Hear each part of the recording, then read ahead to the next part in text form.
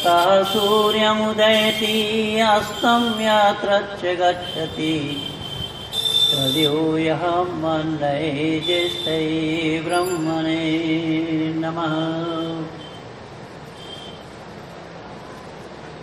आदर और सम्मान के योग्य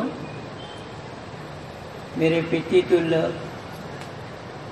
आर्य समाज के माननीय प्रधान जी बाबू चंद्रदेव जी, हमारे श्रद्धा भाजन भाई सुबोध जी जो वर्तमान समय में हमारे समाज के मंत्री पद को सुशोभित कर रहे हैं, और इसी श्रृंखला में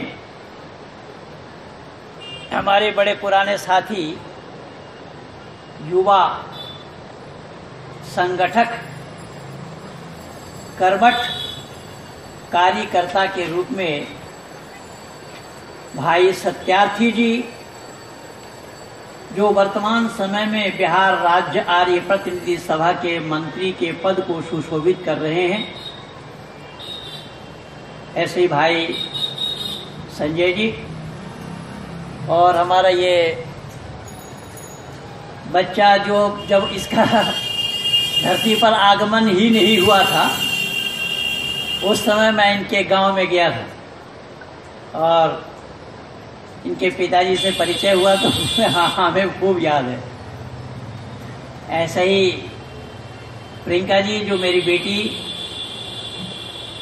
भरतपुर में रहती हैं, भरतपुर के मेरे एक मित्र ने गुरुकुल खोला है जो आचार्य हरिश्चंद्र जी ने, पलवल के रहने वाले हैं और वो मेरे बड़े पुराने साथी हैं। गुरुकुल इंद्रप्रस्थ में हम साथ रह करके स्वामी शक्तिवेद जी के सानिध्य में काम किया है। उन्हीं का चलाया हुआ खोला हुआ गुरुकुल है जो हमारी बेटी प्रियंका इस समय उस गुरुकुल के संचालन कर रही हैं।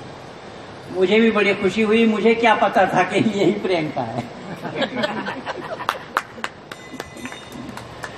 यह आप सभी अधिकारियों का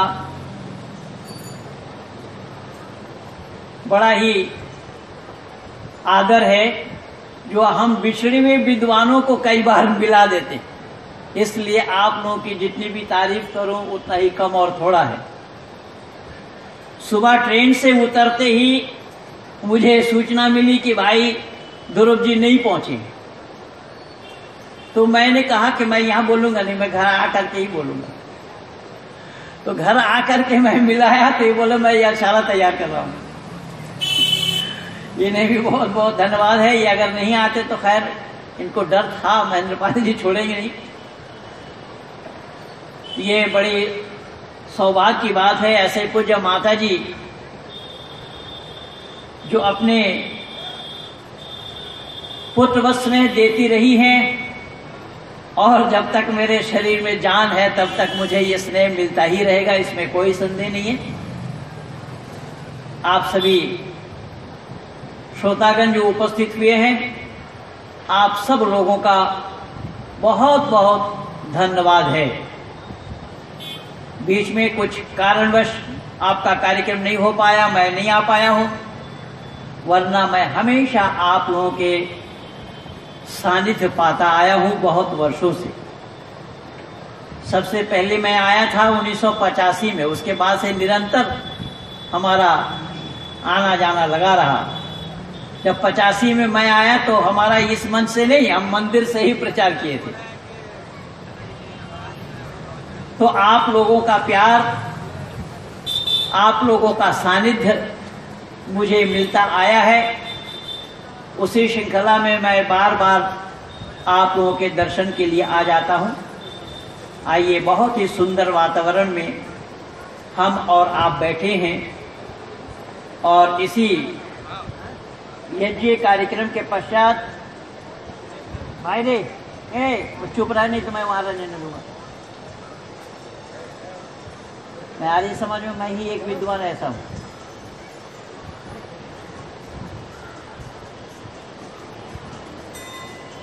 बहुत ही सुंदर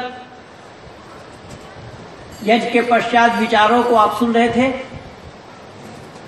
कि हमारे बच्चे ने 5 यज्ञ की महिमा, 5 यज्ञ कौन कौन सी है, क्यों करना चाहिए, उस पर बड़ा प्रकाश डाला है।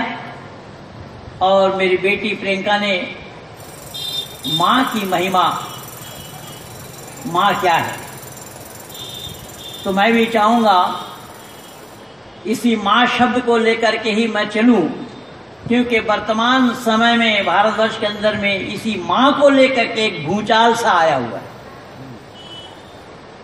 इस पर मैं कई लेख लिख चुका हूं, कई प्रवचन भी मैं दे चुका हूं, और जो लोग ये कह रहे हैं कि मेरे गले में कोई छुरी भी रख दे तो भी मैं भारत माँ की जय नहीं बोलूंगा, और वो भारत माँ की जय बोल रहे हैं। मैंने 2 वीडियो उसका अपलोड किया हो, मेरे फेसबुक में देख लीजिए और यूट्यूब में भी देख लीजिए। जो कह रहा है मैं भारत माँ का जय नहीं बोलूंगा और बोल रहा है खुद।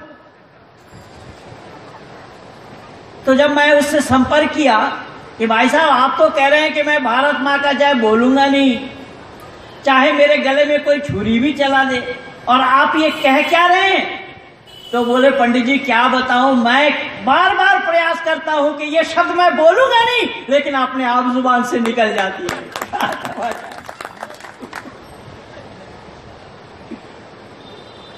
जो ये कह रहा है खुद कह रहा है, बाहर तो कहता ही है, लोकसभा में भी बैठ करके बोला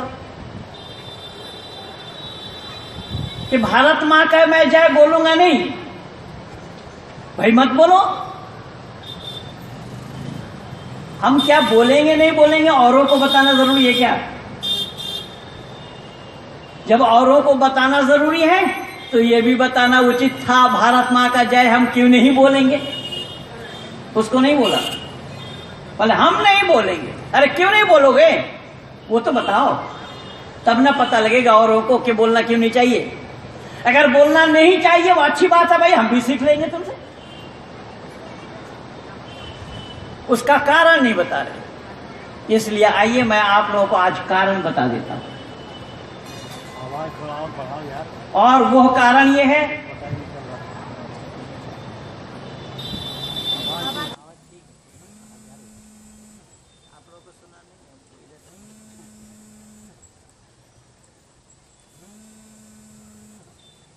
आज से 3 दिन पहले दारुल उलूम देवबंद वालों ने भी फतवा जारी किया है,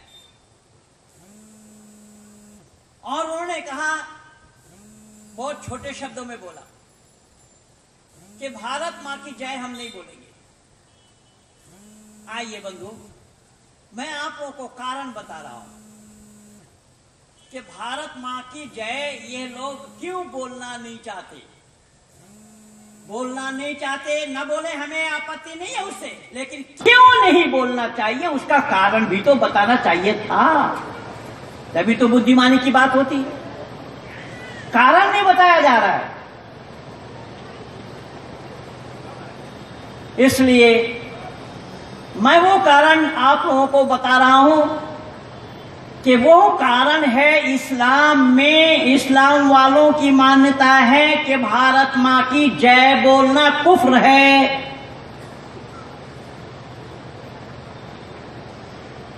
दोषी असदुद्दीन ओवैसी नहीं है, दोषी दारुल उलूम देवबंद के पढ़ाने वाले अध्यापक वर्ग या मुफ्तीगण या शेखुल हदीस या मुफस्सिर कुरान दोषी नहीं है। इस्लाम की शिक्षा यही है।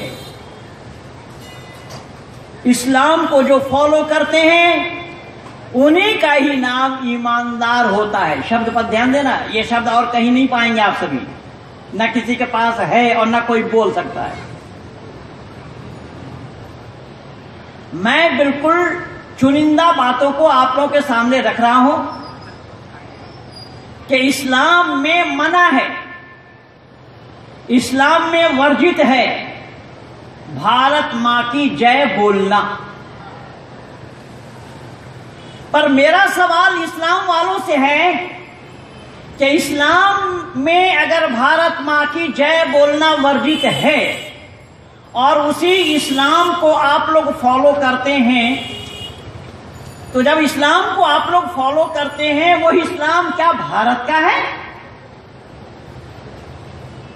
जब इस्लाम ही भारत का ही नहीं है, इस्लाम अरब का है, इस्लाम अरब वालों का है, इस्लाम अरब देश का है। मैं नहीं कह रहा हूं, कुरान साक्षी है। अल्लाह ताला ने जिक्र फरमाया है साफ शब्दों में, अलिफ लाम रा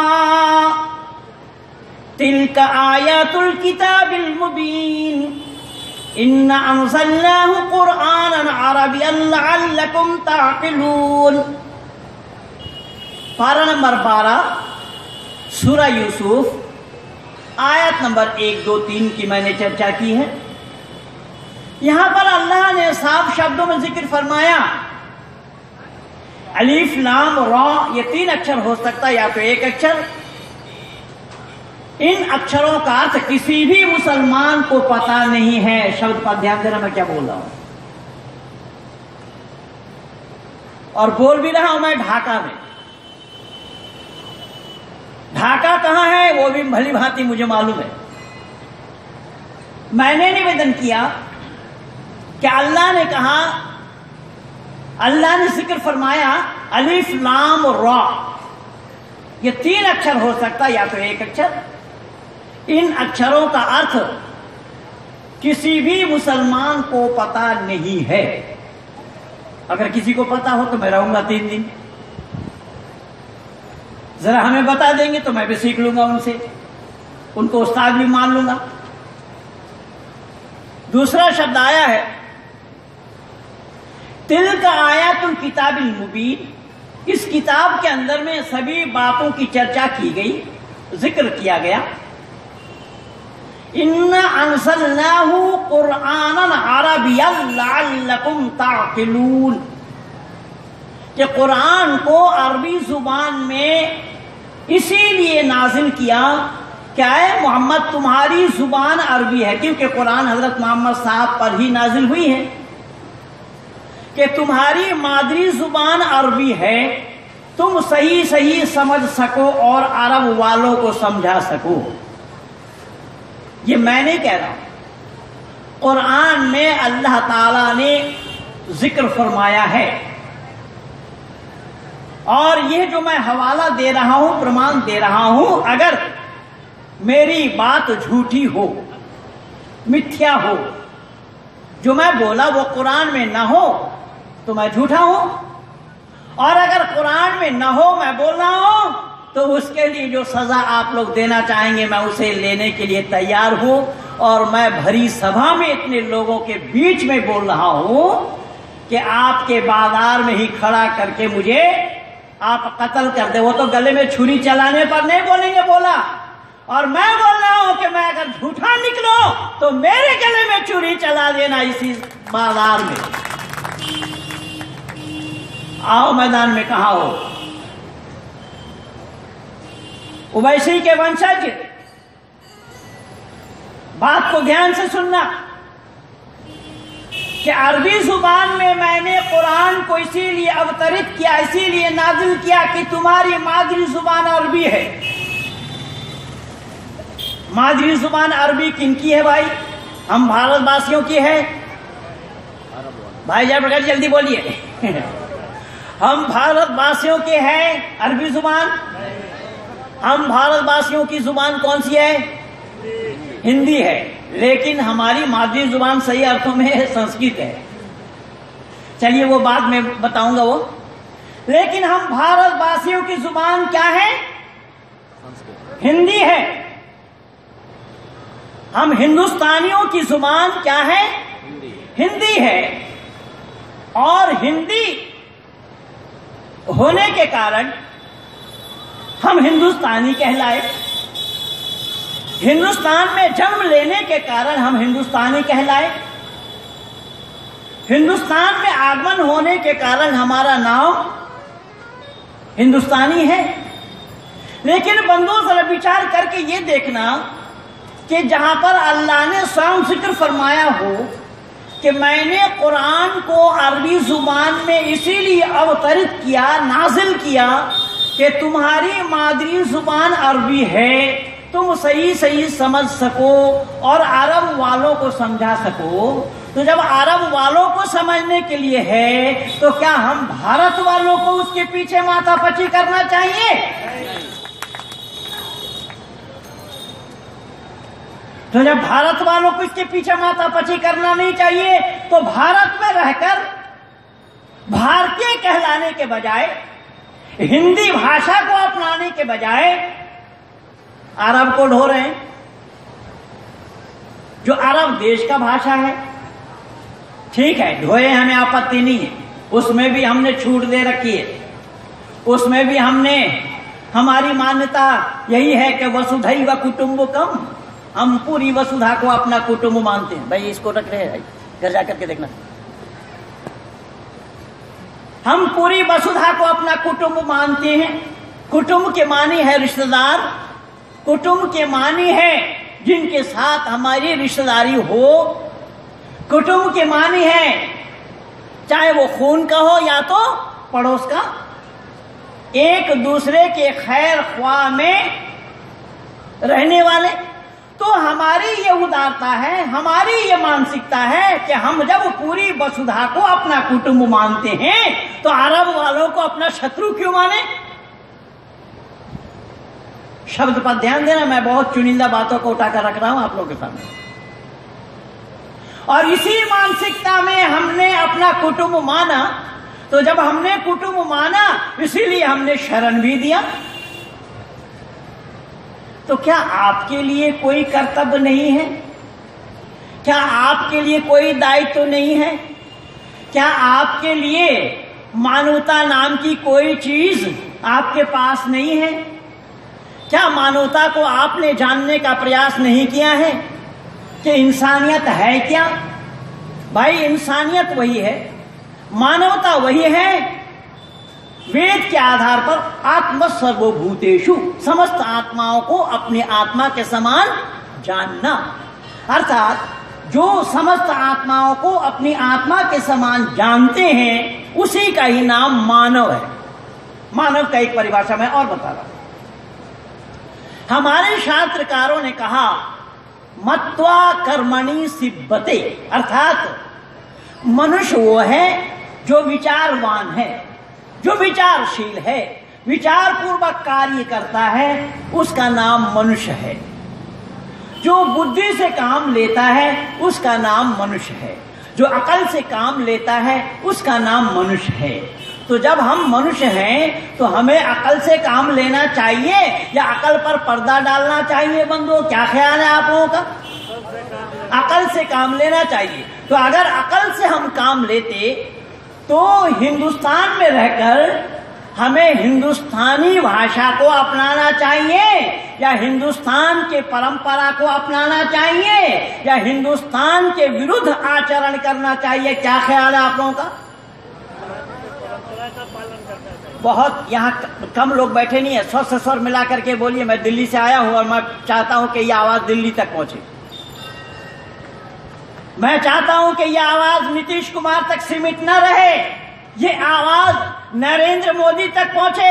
अभी बिहार में आप लोगों ने देखा ही होगा, नरेंद्र मोदी आए थे, प्रधानमंत्री आए थे और नीतीश कुमार जी बैठे थे और जनता मोदी मोदी चिल्ला रहे हैं, लेकिन मोदियों के साथ इन बिहारियों ने विश्वासघात किया है। भाई आज तुम मोदी मोदी चिल्ला रहे हो, उस समय वोट देते समय तुम कहां चले गए थे? खैर वो प्रकरण मैं बाद में बोलूंगा। आइए जरा मैं क्या कह रहा हूं उसको ध्यान से सुनिए। मैंने निवेदन किया कि जिस देश में हम रहते हैं या जिस स्थान में रहते हैं, अच्छा चलिए देश की बात मैं छोड़ता हूं, यहीं इसी मंच की बात को लीजिए।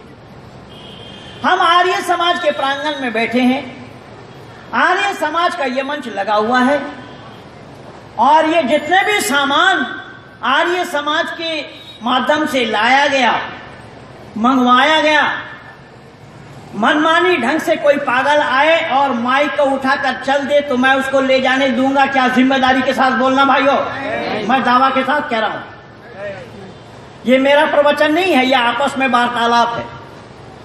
मैं निवेदन कर रहा हूं कि इस माइक को कोई उठा कर ले जाना चाहेगा, मैं ले जाने दूंगा क्या? नहीं। क्या करूंगा? उसको रोकूंगा, उसको रोकूंगा कि भाई ये हमारे काम के हैं, तू क्यों नहीं जा रहा है? ये कर्तव्य किसका बना? मनुष्य का। ये कर्तव्य किसका बना? मनुष्य का। अरे मनुष्य हम तभी कहला सकेंगे जिस देश में रहते हैं उस देश का अन्न, जल और हवा से सांस ले रहे हैं, अपने बच्चों के भी परवरिश उसी देश के हवा, जल से, अन्न से कर रहे हैं। उसी देश का ही हमें होना चाहिए, न कि उस देश का विरुद्ध आचरण करना चाहिए। क्या ख्याल है आप लोगों का? तो जब उस देश का विरुद्ध आचरण कोई करे, क्या वो उस देश में रहने का हकदार होगा? इसीलिए संजय राउत ने पहले ही कहा था, जो शिवसेना वाले हैं, कि इनका मताधिकार छीन लेना चाहिए। यह कायदे की बात है। अरे जब तुम इस देश के नहीं हो तो कहां मतदान दे रहे हो अपना? कहां मतदान मांग रहे हो? किससे मांग रहे हो? जिस देश से तुम्हारी दुश्मनी है, जिस देश का नाम तुम लेना नहीं चाहते हो, जिस देश को अपना मां भी नहीं कहते हो, मां क्यों कहा जाता है वो भी मैं बताऊंगा आप लोगों को। यद्यपि यूट्यूब में है, यूट्यूब में मेरे साथ 15 लाख से ज्यादा लोग इस समय जुड़े हुए हैं। मेरे स्टेटस को देखिएगा वहां यूट्यूब में जाकर, youtube.com यूजर महेंद्र पाल आर्य लिखिए तो पा जाएंगे आप। इस देश को मां इसलिए कहा गया, अन्य किसी मुल्क को मां नहीं कहा जाता बंधु। मैं बहुत देश में कई बार घुमा हूं, लेकिन किसी मुल्क को, उस मुल्क वालों को भी मां कहते हुए नहीं सुना, न देखा। भारत को ही मां कहा जाता है, और भारत को मां इसलिए कहा जाता है कि मनुष्य की उत्पत्ति भारत से हुई है, सृष्टि की रचना भारत से हुई है। तो सृष्टि की रचना भारत से होने के कारण ही, मनुष्य की उत्पत्ति भारत से होने के कारण ही भारत को मां कहा गया। लेकिन अभी 2 सप्ताह पहले हैदराबाद के एक मदरसा के मुफ्ती ने यह बयान दिया कि हम मिट्टी को मां नहीं कहेंगे, हम मिट्टी को मां नहीं कहेंगे, मिट्टी को मां नहीं कहेंगे, मिट्टी को मां हमें नहीं कहना चाहिए। हम मिट्टी से जन्म नहीं लिए हैं, हम स्त्री और पुरुष से जन्म लिए हैं। मैंने लिखा, कह रहे तू मुफ्ती है, तुझे मुफ्ती के डिग्री किसने दी भाई? तू पढ़ा है या नहीं? कुरान को भी पढ़ करके नहीं देखा तू? तुझे इतनी अकल नहीं कि मिट्टी से पैदा नहीं हुए, स्त्री और पुरुष से पैदा हुए? जब स्त्री और पुरुष से पैदा हुए तो हजरत आदम अलैहिस्सलाम को कौन सी स्त्री और पुरुष से पैदा किया गया? कोई भी मौलाना हमें बताए, कोई भी मुफ्ती हमें बताए, कोई भी दीन इस्लाम के मानने वाले हमें बता दे कि हजरत आदम अलैहिस्सलाम को स्त्री और पुरुष के द्वारा बनाया गया, पैदा किया गया, तैयार किया गया। हजरत आदम अलैहिस्सलाम को भी मिट्टी से तैयार किया गया, मिट्टी से बनाया गया।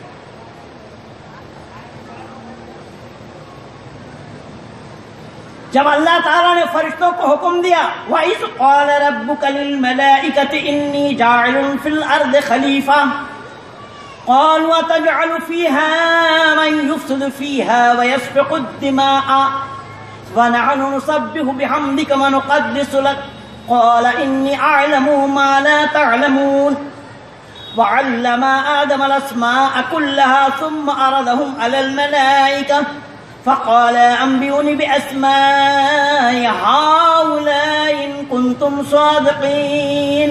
मैं नहीं कह रहा, कुरान कह रहा है। और ये बात अगर कुरान में नहीं है, मैंने जो आयत पढ़ी अगर ये कुरान में नहीं है तो मुझे कोई भी साहबान आकर के बता सकते हैं कि साहब ये कुरान में है नहीं, आपने बोला कैसे? अभी सही और सच्ची बात इनको सुनना नहीं है। ये कहते हैं कि ये तो इस्लाम के खिलाफ बोल रहा है। अरे इस्लाम के खिलाफ कहां मैं बोल रहा हूं? जो बात तुम्हारे कुरान में लिखी हुई है वही तो मैं सुना रहा हूं। अगर इससे विपरीत मैं सुनाता तब तो खिलाफ होता। आओ जरा दिमाग को विकसित बनाओ, दिमाग में जगह बनाओ सोचने और समझने के लिए। अल्लाह ने फरिश्तों को बुलाकर कहा मिट्टी ले आओ, मैं बनाना चाहता हूं खलीफा, प्रतिनिधि, नायब। सभी फरिश्तों ने मना किया मिट्टी लाने। एक फरिश्ता जिसका नाम अज़ाज़ील था, जिसको इस समय इस्लाम वाले शैतान कहते हैं, लाईन कहते हैं, मरदूद कहते हैं, वो मिट्टी ले आया। मिट्टी लाई गई थी 6 जगह से। क़ससुल अंबिया को उठाकर देख लेना। क़ससुल अंबिया नाम की पुस्तक है, नबियों के किस्सा जिस किताब में लिखी हुई है। हजरत आदम अलैहिस्सलाम को पढ़ लेना। वहां पर 6 जगह से मिट्टी लाई गई थी और मिट्टी लाने के बाद अल्लाह ने पुतला बनाया। पुतला के माने क्या होता है बंदो, जरा जल्दी बोलना। पुतला के मानी है मूर्ति। और मूर्ति बनाई किसने? अल्लाह ने। अल्लाह स्वयं मूर्तिकार है। ये मत समझना केवल हिंदू ही मूर्तिकार है, हिंदू ही मूर्ति बनाते हैं। अल्लाह खुद पुतला बनाते हैं, अल्लाह स्वयं मूर्तिकार है। और कहीं कहीं ये भी पा जाएंगे अल्लाह ने अपने हम शक्ल बनाया आदम को। अल्लाह ने मूर्ति बनाई, मूर्ति बनाने के बाद उसके अंदर अल्लाह ने रूह डाल दी। उसी क़ससुल अंबिया में देख लेना, ये अय्युहर रूह उदखुल फी हाज़िहिल जसद, ये शब्द आया वहां। क्या है? रूह तू दाखिल हो जा इस आदम के जिस्म में, शरीर में।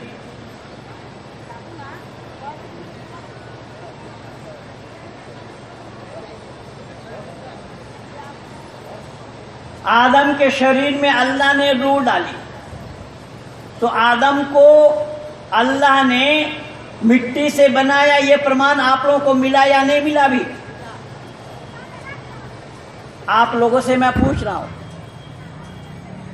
कि अल्लाह ने आदम को मिट्टी से बनाया, ये प्रमाण हवाला मिला या नहीं? देखा साहब,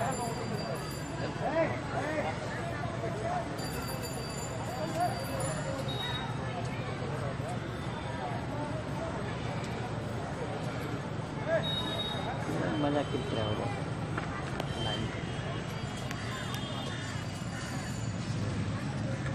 पूरा करना बेटा।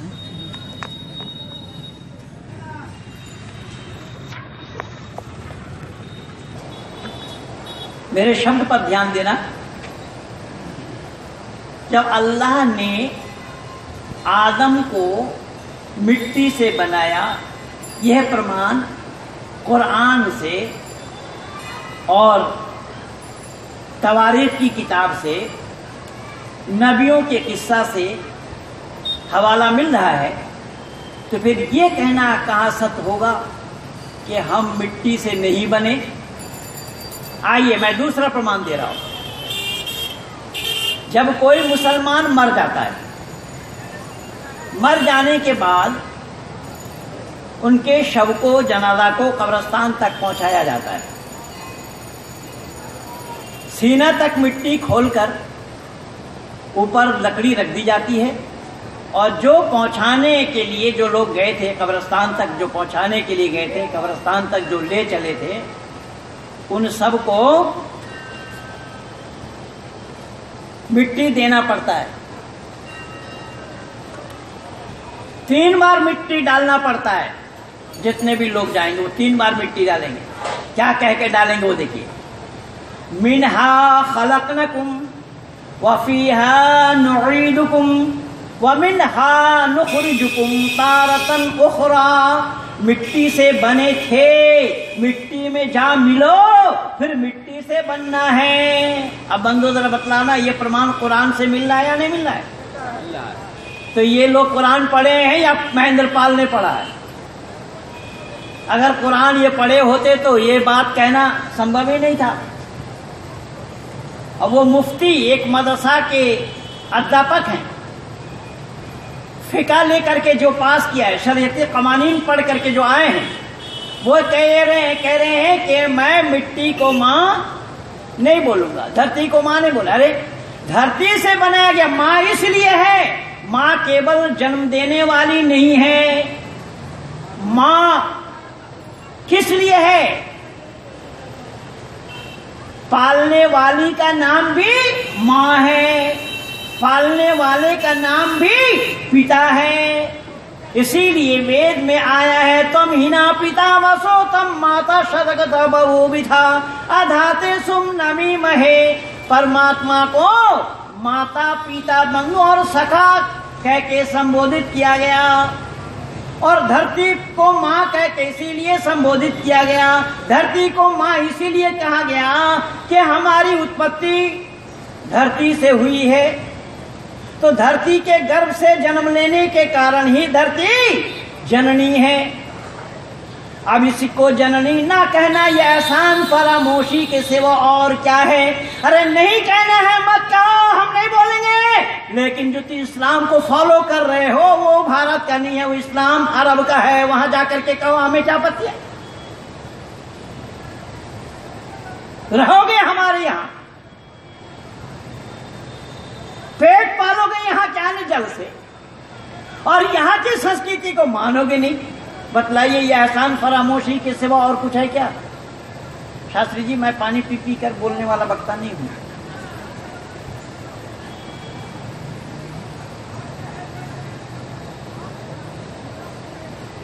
पैदा 4 प्रकार से होते हैं साहब, 4 प्रकार से जन्म होता है। एक होता है पसीना से, एक होता है गंदगी से, एक होता है अंडे से, एक होता माँ के उदर से। तो जैसा माँ के उदर से संतान जन्म लेते हैं, वैसे ही धरती माँ के उदर से ही सब मनुष्य ही नहीं अपितु आदि सृष्टि में सभी जीव पैदा हुए,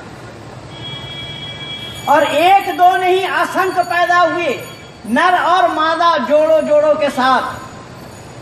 बच्चा पैदा नहीं हुआ, अगर बच्चा पैदा होता तो पालन पोषण कौन करता? इस सृष्टि विज्ञान को पहले जानना पड़ेगा। youtube.com में द क्रिएशन ऑफ साइंस नाम से मेरा प्रवचन वहां लगा हुआ है, वीडियो, उसको देख लेना तो पता लगेगा कि सृष्टि के निर्माण, सृष्टि की उत्पत्ति कैसे होती है।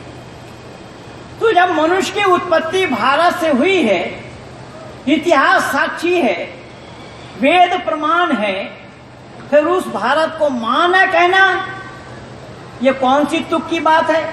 लेकिन फिर भी मैं कह रहा हूं, भारत को मां नहीं कह रहे हो मत कहो, हमें आपत्ति नहीं है, लेकिन तुम जिस संस्कृति को मानते हो उस संस्कृति को हमारे ऊपर लागू क्यों कर रहे हो? तुम ना करो, तुम्हारी संस्कृति जो जिसको मानते हो वहां जाकर के करो, कोई बोलने वाला नहीं होगा, वहां कोई रोकने वाला नहीं होगा। लेकिन बंधु याद रखना, वहां के लोगों ने भी परसों मोदी का कितना स्वागत किया, कितना सम्मान किया उस अरब मुल्क में, शायद आप लोगों को ये पता भी नहीं है।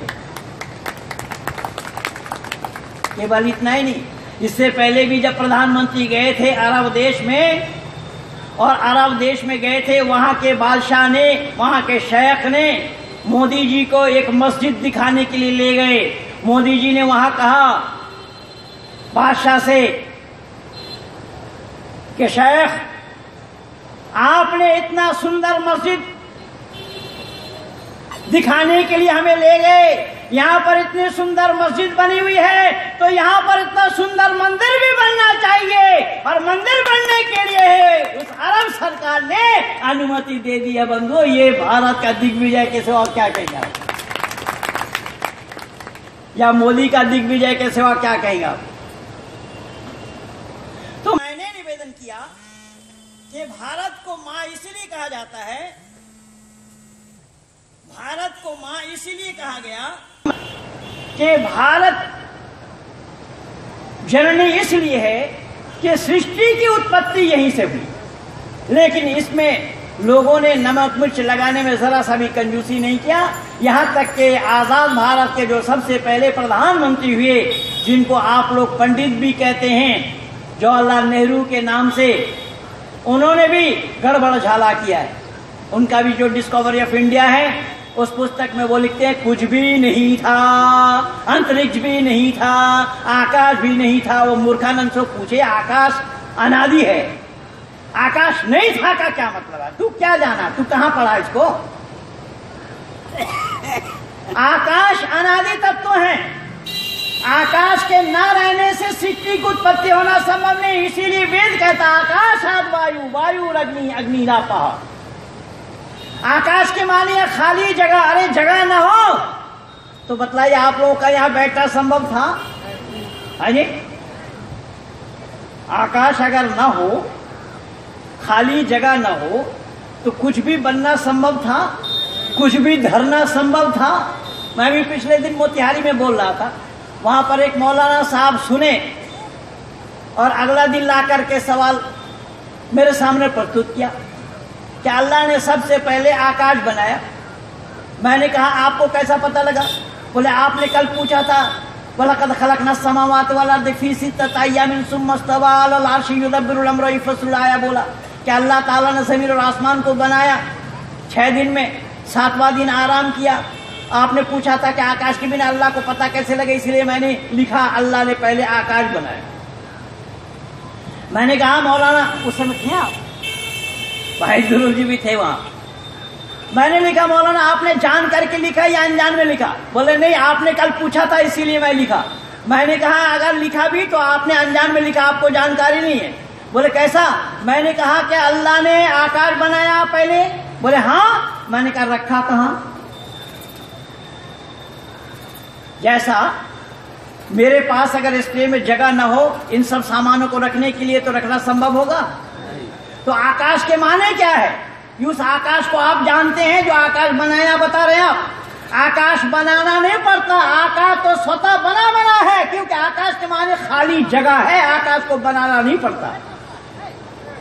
लेकिन अल्लाह ने वहां फ़ी सित्तति अय्याम बता दिया कि 6 दिनों में बनाया।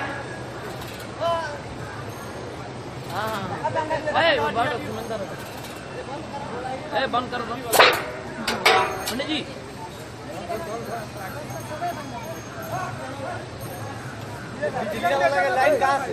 अरे रुको ना, बंद करो ना बाबू।